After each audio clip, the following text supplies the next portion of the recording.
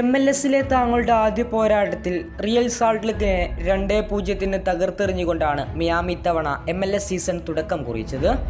ആദ്യ പകുതിയിൽ ടൈലറും രണ്ടാം പകുതിയിൽ ഗോമസും നേടി ഇരട്ട ഗോളിലൂടെയാണ് മിയാമി വിജയമുറപ്പിച്ചത്.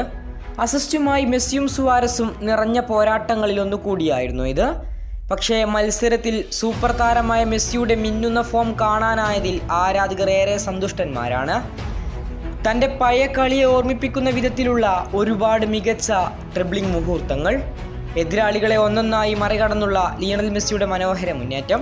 ഏറെ നാളത്തെ ശേഷമാണ് മിയാമിയിൽ ഇങ്ങനെ ഒരു മെസ്സിയുടെ പ്രകടനം കാണാനാകുന്നത്. നിർഭാഗ്യവശാൽ ഗോളടിക്കാൻ സാധിച്ചില്ലെങ്കിലും ഡ്യുവൽ സോണിലും പൊസിഷനിലും പാസിങ്ങിൻ്റെ കാര്യത്തിലുമെല്ലാം മെസ്സി മികച്ചു നിന്നു. 89% കൃത്യതയാർന്ന പാസും 4 തവണ ട്രിബ്ലിംഗ് അറ്റംപ്റ്റ് വിജയിച്ചതും 4 തവണ ഡ്യുവൽ സോൺ വിജയിച്ചതുമെല്ലാം ഈ മത്സരത്തിൽ മെസ്സിയുടെ പ്രത്യേകതയാണ്. 2015 മാനുവൽ ന്യൂയറിൻ്റെ പോസ്റ്റിലേക്ക് ബയൺ മ്യൂണിക്കിനെതിരെ ലിയണൽ മെസ്സി എടുത്തിട്ട ആ ഗോളിനെ ഓർമ്മിപ്പിക്കുന്ന വിധത്തിലുള്ള ട്രിബ്ലിംഗ് കണ്ടെങ്കിലും നിർഭാഗ്യവശാൽ മാത്രമാണ് ഗോളാകാതെ പോയത്.